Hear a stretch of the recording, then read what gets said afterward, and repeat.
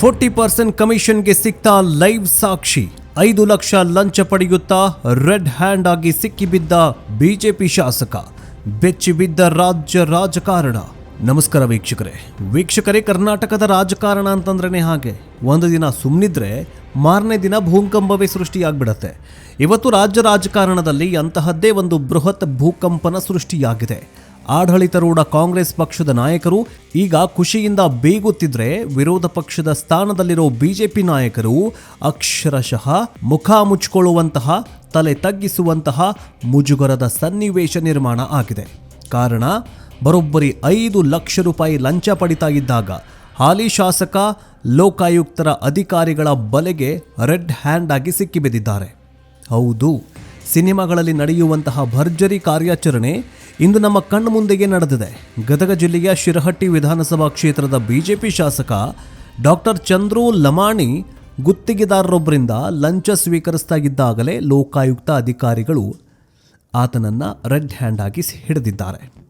ಚುನಾವಣೆಗೆ ಮುನ್ನ ಕಾಂಗ್ರೆಸ್ ಪಕ್ಷ ಇಡೀ ರಾಜ್ಯಾದ್ಯಂತ ಮುಳುಗಿಸಿದ್ದ ಆ 40% ಕಮಿಷನ್ ಆರೋಪ ಈಗ ಮತ್ತೆ ಮುನ್ನೆಲೆಗೆ ಬಂದಿದೆ.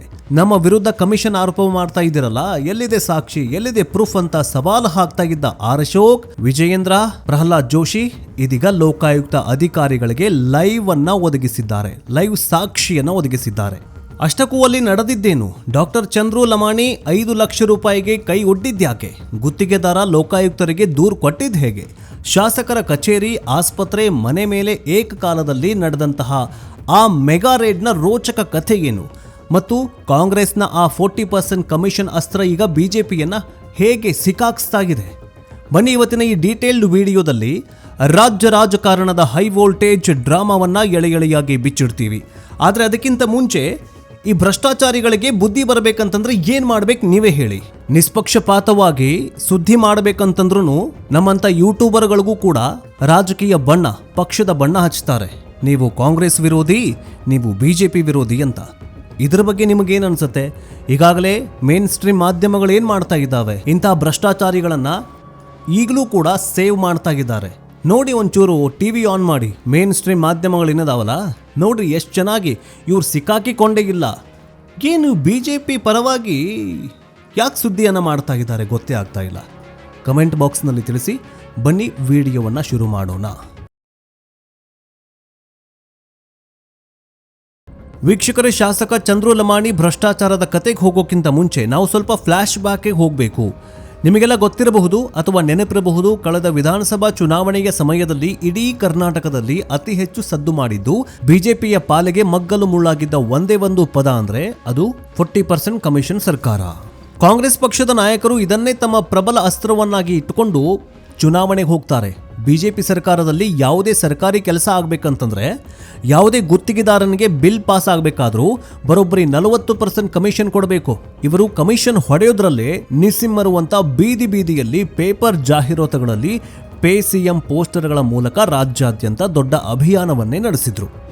ಆಗ ಅಧಿಕಾರದಲ್ಲಿದ್ದ ಬಿಜೆಪಿ ನಾಯಕರು ಇದು ಸುಳ್ಳು ಆರೋಪ, ಕೇವಲ ಗಾಳಿಯಲ್ಲಿ ಗುಂಡು ಹಾರಿಸ್ತಾ ಇದ್ದಾರೆ, ಒಂದು ವೇಳೆ ನಾವು 40% ಕಮಿಷನ್ ತಿಂದಿದ್ರೆ ಯಾರಾದರೂ ಒಬ್ಬರಾದರೂ ರೆಡ್ ಹ್ಯಾಂಡ್ ಆಗಿ ಹಿಡೀರಿ, ಸಾಕ್ಷಿ ಕೊಡಿ ಅಂತ ಸವಾಲು ಹಾಕಿದ್ರು. ಆದರೆ ಜನರ ಮನಸ್ಸಲ್ಲಿ ಈ 40% ಕಮಿಷನ್ ಆರೋಪ ಅಚ್ಚಳಿಯದೆ ಉಳಿದುಬಿಡ್ತು. ಅದೇ ಕಾರಣಕ್ಕೆ ಕಾಂಗ್ರೆಸ್ ಪಕ್ಷ ಭರ್ಜರಿ ಬಹುಮತ ಪಡೆದು ವಿಜಯಶಾಲಿ ಆಯಿತು. ಬಿಜೆಪಿ ಹೀನಾಯವಾಗಿ ಸೋತು ವಿರೋಧ ಪಕ್ಷದ ಸ್ಥಾನದಲ್ಲಿ ಕೂರುವಂತಾಯಿತು.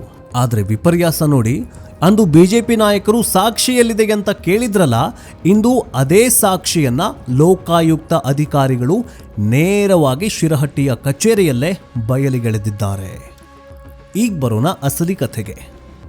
ಗದಗ ಜಿಲ್ಲೆಯ ಶಿರಹಟ್ಟಿ ಮೀಸಲು ಕ್ಷೇತ್ರವಾಗಿರೋ ಶಾಸಕ ಡಾಕ್ಟರ್ ಚಂದ್ರು ಲಮಾಣಿ ವೃತ್ತಿಯಲ್ಲಿ ವೈದ್ಯರಾಗಿರುವ ಇವರು ರಾಜಕೀಯಕ್ಕೆ ಬಂದು ಶಾಸಕರಾಗಿ ಆಯ್ಕೆಯಾದವರು. ಕ್ಷೇತ್ರದ ವ್ಯಾಪ್ತಿಯಲ್ಲಿ ನಡೀತಾ ಇದ್ದ ರಸ್ತೆ ಕಾಮಗಾರಿಯೊಂದಕ್ಕೆ ಸಂಬಂಧಿಸಿದಂತೆ ಆ ಪ್ರಾಜೆಕ್ಟ್ ಬಿಲ್ ಮಂಜೂರು ಮಾಡಿಸೋದಕ್ಕೆ ಶಾಸಕ ಡಾಕ್ಟರ್ ಚಂದ್ರು ಲಮಾಣಿಯವರು ಲಂಚ ಬೇಡಿಕೆ ಇಟ್ಟಿದ್ರು. ಗುತ್ತಿಗೆದಾರರಾದ ವಿಜಯ್ ಪೂಜಾರಿ ಎಂಬುವವರಿಗೆ ಶಾಸಕರು ನೇರವಾಗಿ ಕಮಿಷನ್ಗೆ ಡಿಮ್ಯಾಂಡ್ ಮಾಡಿದ್ದರು. ಎಷ್ಟು ಗೊತ್ತಾ? ಕಾಮಗಾರಿಯ ಬಿಲ್ ಪಾಸ್ ಮಾಡೋದಕ್ಕೆ ಬರೋಬ್ಬರಿ 11 ಲಕ್ಷ ರೂಪಾಯಿ ಲಂಚ ನೀಡಬೇಕು ಅಂತ ಶಾಸಕರು ತಾಕೀತು ಮಾಡಿದ್ರು. ಆದರೆ ಗುತ್ತಿಗೆದಾರ ವಿಜಯ್ ಪೂಜಾರಿ ಸಾಮಾನ್ಯರಾಗಿರಲಿಲ್ಲ. ತಾನು ಕಷ್ಟಪಟ್ಟು ರಸ್ತೆ ಕೆಲಸ ಮಾಡಿ ಇವರಿಗೆ ಯಾಕೆ ಪುಕ್ಸಟ್ಟೆ ಲಕ್ಷ ಲಕ್ಷ ಲಂಚ ಕೊಡಬೇಕು ಅಂತ ನಿರ್ಧರಿಸಿದ ಅವರು ನೇರವಾಗಿ ಹೋಗಿ ಲೋಕಾಯುಕ್ತ ಅಧಿಕಾರಿಗಳ ಮೆಟ್ಟಿಲೇರಿದ್ದಾರೆ. ಶಾಸಕರು ನನ್ನ ಬಳಿ 11 ಲಕ್ಷ ರೂಪಾಯಿ ಲಂಚ ಕೇಳುತ್ತಿದ್ದಾರೆ ಅಂತ ಸಂಪೂರ್ಣ ಮಾಹಿತಿಯೊಂದಿಗೆ ದೂರು ದಾಖಲಿಸಿದ್ದಾರೆ. ದೂರು ಸ್ವೀಕರಿಸಿದಂತಹ ಲೋಕಾಯುಕ್ತ ಪೊಲೀಸರು ಸುಮ್ಮನೆ ಕೂರೋದಿಲ್ಲ. ಒಬ್ಬ ಹಾಲಿ ಶಾಸಕನ ಮೇಲೆ ದಾಳಿ ಮಾಡೋದು ಅಂತಂದ್ರೆ ಅದು ಸಾಮಾನ್ಯ ಮಾತಾಗಿರಲ್ಲ. ಪಕ್ಕ ಸಾಕ್ಷಿ ಇಲ್ಲದೆ ಹೋದ್ರೆ ಇಡೀ ಇಲಾಖೆಗೆ ಮುಜುಗರವಾಗುವ ಅಪಾಯ ಇತ್ತು. ಹೀಗಾಗಿ ಲೋಕಾಯುಕ್ತ ಎಸ್ಪಿ ಸಿದ್ದಲಿಂಗಪ್ಪ ಅವರ ನೇತೃತ್ವದಲ್ಲಿ ಅತ್ಯಂತ ರಹಸ್ಯವಾಗಿ ಪಕ್ಕಾ ಸ್ಕೆಚ್ ಹಾಕಲಾಗಿತ್ತು.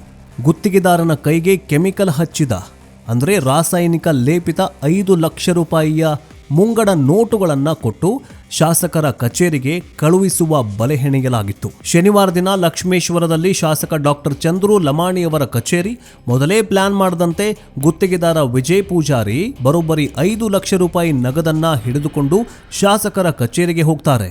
ಆ ಕಚೇರಿಯ ಸುತ್ತಮುತ್ತ ಯಾರಿಗೂ ಅನುಮಾನ ಬಾರದಂತೆ ಮಫ್ತಿಯ ಲೋಕಾಯುಕ್ತ ಅಧಿಕಾರಿಗಳು ಹದ್ದಿನ ಕಣ್ಣನ್ನ ಇಟ್ಟು ಕಾಯ್ತಾಗಿದ್ರು. ಗುತ್ತಿಗೆದಾರ ಒಳಗೆ ಹೋಗಿ ಶಾಸಕರ ಮುಂದೆಯೇ ಆ 5 ಲಕ್ಷ ರೂಪಾಯಿಯ ಕಂತೆ ನೋಟನ್ನ ಇಡ್ತಾನೆ. ಲಂಚದ ಹಣ ಕೈಗೆ ಸೇರ್ತಾ ಇದ್ದಂತೆ ಶಾಸಕರ ಮುಖದಲ್ಲಿ ಮಂದಹಾಸ. ಆದರೆ ಆ ಮಂದಹಾಸ ಕ್ಷಣಾರ್ಧದಲ್ಲೇ ಮಾಯವಾಗಿತ್ತು. ಯಾಕಂದ್ರೆ ಗುತ್ತಿಗೆದಾರ ಹಣ ಕೊಟ್ಟ ಮರುಕ್ಷಣವೇ ಸಿನಿಮೆಯ ಶೈಲಿಯಲ್ಲಿ ದಿಢೀರಂತ ಕಚೇರಿಯೊಳಗಡೆ ಎಂಟ್ರಿ ಕೊಡ್ತಾರೆ ಲೋಕಾಯುಕ್ತ ಅಧಿಕಾರಿಗಳು. ಯಾರು ಕದಲಬೇಡಿ ಅಂತ ಹೇಳಿ ಶಾಸಕರನ್ನ ಸುತ್ತುವರೆದು ಅವರು ಲಂಚವಾಗಿ ಪಡೆದಿದ್ದ 5 ಲಕ್ಷ ರೂಪಾಯಿಗಳನ್ನ ಸ್ಥಳದಲ್ಲೇ ಜಪ್ತಿ ಮಾಡಿದ್ದಾರೆ. ಕೆಮಿಕಲ್ ಟೆಸ್ಟ್ ಮಾಡಿದಾಗ ಶಾಸಕರ ಕೈಗಳು ಕೆಂಪಾಗಿದ್ವು. ಅಕ್ಷರಶಃ ರೆಡ್ ಹ್ಯಾಂಡ್ ಆಗಿ ಕಂತೆ ನೋಟುಗಳ ಸಮೇತ ಹಾಲಿ ಬಿಜೆಪಿ ಶಾಸಕ ಚಂದ್ರು ಲಮಾಣಿ ಬಲೆಗೆ ಬಿದ್ದಿದ್ದಾರೆ. ಇಲ್ಲಿ ಒಂದು ಸ್ಪಷ್ಟವಾಗಿ ನಾವು ಹೇಳಬೇಕು, ಒಬ್ಬ ಪತ್ರಕರ್ತನಾಗಿ ಒಬ್ಬ ಜರ್ನಲಿಸ್ಟ್ ಆಗಿ ಯಾವುದೇ ಪಕ್ಷ ಅದು ಒಳ್ಳೆ ಕೆಲಸ ಮಾಡಿದ್ರೆ ಒಳ್ಳೆ ಕೆಲಸ ಮಾಡಿದ್ದಾರೆ ಅಂತ ಜನರ ಮುಂದೆ ಇಡಬೇಕು. ಕೆಟ್ಟ ಕೆಲಸ ಮಾಡಿದ್ದಾರೆ ಅಂತಂದ್ರೆ ಆ ಕೆಟ್ಟ ಕೆಲಸವನ್ನ ಹಂಗೆ ಮುಂದೆ ಇಡಬೇಕು. ಇದು ನಿಜವಾದ ಪತ್ರಕರ್ತನ ಕೆಲಸ. ಆದರೆ ಇತ್ತೀಚಿನ ದಿನಗಳಲ್ಲಿ ಈ ಮಾಧ್ಯಮಗಳು ಏನು ಮಾಡ್ತಾ ಇದ್ದಾವೆ, ಇಷ್ಟೆಲ್ಲ ಲೋಕಾಯುಕ್ತರ ಬಲೆಗೆ ಬಿದ್ದಿರುವಂತಹ ಬಿಜೆಪಿ ಶಾಸಕ ಚಂದ್ರು ಲಮಾಣಿಯವರನ್ನು ಸೇಫ್ ಮಾಡೋದಕ್ಕೆ ಕೆಲವೊಂದಿಷ್ಟು ಮಾಧ್ಯಮಗಳು ಎಂತೆಂಥ ಆ್ಯಂಗಲ್ಗಳನ್ನು ಹುಡುಕಿ ಸುದ್ದಿಯನ್ನು ಮಾಡ್ತಾ ಇದ್ದಾವಂತಂದರೆ ನಿಜಕ್ಕೂ ನಾಚಿಕೆಗೇಡು. ಅಥವಾ ಈ ಸುದ್ದಿಯನ್ನು ಅವರು ಪ್ರಸಾರ ಮಾಡದೇನೆ ಜಾನ ಕುರುಡುತನ ಮೆರಿತಾ ಇದ್ದಾರಲ್ಲ, ಈ ಮಾಧ್ಯಮದವರಿಗೆ ಬುದ್ಧಿ ಯಾವಾಗ ಬರುತ್ತೆ? ಅದರಲ್ಲೂ ನಂಬರ್ 1 ನಾವೇ ಮೊದಲು, ನಮ್ಮಲ್ಲೇ ಮೊದಲು ಅಂತ ಹೇಳ್ಕೊಂಡೇ 2ನೇ ಪ್ಲೇಸೋ 3ನೇ ಪ್ಲೇಸ್ಗೆ ಹೋಗಿರುವಂತಹ ಮಾಧ್ಯಮ ಉತ್ತಮ ಸಮಾಜಕ್ಕಾಗಿ ಮಾಧ್ಯಮ ರಂಗ ಇರಬೇಕು. ಆದರೆ ಅದೇ ಮಾಧ್ಯಮ ಅದೇ ಉತ್ತಮ ಸಮಾಜಕ್ಕಾಗಿ ಅಂತ ಧ್ಯೇಯವಾಕ್ಯ ಇಟ್ಟುಕೊಂಡಿರೋ ಆ ಮಾಧ್ಯಮ ಇವತ್ತು ಈ ಸುದ್ದಿಯನ್ನ ಪ್ರಸಾರ ಮಾಡಿದೆ. ಆದರೆ ಆ್ಯಂಗಲ್ ನೋಡ್ಬೇಕು ನೀವು. ಇದು ಕಾಂಗ್ರೆಸ್ ಶಾಸಕರ ಹುನ್ನಾರ, ಕಾಂಗ್ರೆಸ್ ಶಾಸಕರೇ ಈತನನ್ನ ಈ ಬಿಜೆಪಿ ನಾಯಕನನ್ನ ಕೆಡ್ಡಾಗೆ ತೋಡಿದ್ದಾರೆ, ಪ್ಲಾನ್ ಮಾಡಿ ಇವರನ್ನ ಸಿಕ್ಕಾಕ್ಸಿದ್ದಾರೆ ಅಂತ ಸುದ್ದಿ ಪ್ರಸಾರ ಮಾಡ್ತಾರಲ್ಲ, ಆ ಶಾಸಕ ಭ್ರಷ್ಟಾಚಾರ ಮಾಡಿದ್ದಾರೆ, ದುಡ್ಡು ತಗೊಂಡಿದ್ದಾರೆ, ಅವರಿಗೆ ಕನ್ಫರ್ಮ್ ಆಗಿದೆ ನಾನು ಭ್ರಷ್ಟಾಚಾರಿ ಅಂತ. ಆದರೆ ಅದನ್ನ ಮುಚ್ಚಾಕೋದಕ್ಕೆ ಹೋಗ್ತಾ ಇರುವಂತಹ ಈ ಮಾಧ್ಯಮ ಇದೆಷ್ಟು ಭ್ರಷ್ಟಾಚಾರಿ ಆಗಿರಬೇಡ? ಯಾವುದಾ ಮಾಧ್ಯಮ ಅಂತ ಕಮೆಂಟ್ ಬಾಕ್ಸ್ನಲ್ಲಿ ತಿಳಿಸಿ. ಇನ್ನು ಕೇವಲ ಲಂಚ ಪಡೆಯುತ್ತಿದ್ದಾಗ ಹಿಡಿದು ಸುಮ್ಮನಾಗುವ ಅಧಿಕಾರಿಗಳಲ್ಲ ಇವರು. ಶಾಸಕರು ಸಿಕ್ಕಿ ಬೀಳ್ತಾಗಿದ್ದಂತೆ ಲೋಕಾಯುಕ್ತ ಎಸ್ಪಿ ಸಿದ್ದಲಿಂಗಪ್ಪ ಅವರ ನೇತೃತ್ವದಲ್ಲಿ 3 ಪ್ರತ್ಯೇಕ ತಂಡಗಳು ಏಕಕಾಲದಲ್ಲಿ ಮೆಗಾ ರೇಡ್ ಮಾಡಿವೆ. ಒಂದು ಕಡೆ ಲಕ್ಷ್ಮೇಶ್ವರದಲ್ಲಿರುವ ಶಾಸಕ ಚಂದ್ರು ಲಮಾಣಿಯವರ ನಿವಾಸದ ಮೇಲೆ ದಾಳಿ ಮಾಡಿವೆ. ಮತ್ತೊಂದು ಕಡೆ ಅವರು ನಡೆಸ್ತಾ ಇದ್ದ ಬಾಲಾಜಿ ಆಸ್ಪತ್ರೆಯ ಮೇಲೂ ಕೂಡ ದಾಳಿ ಮಾಡಿವೆ.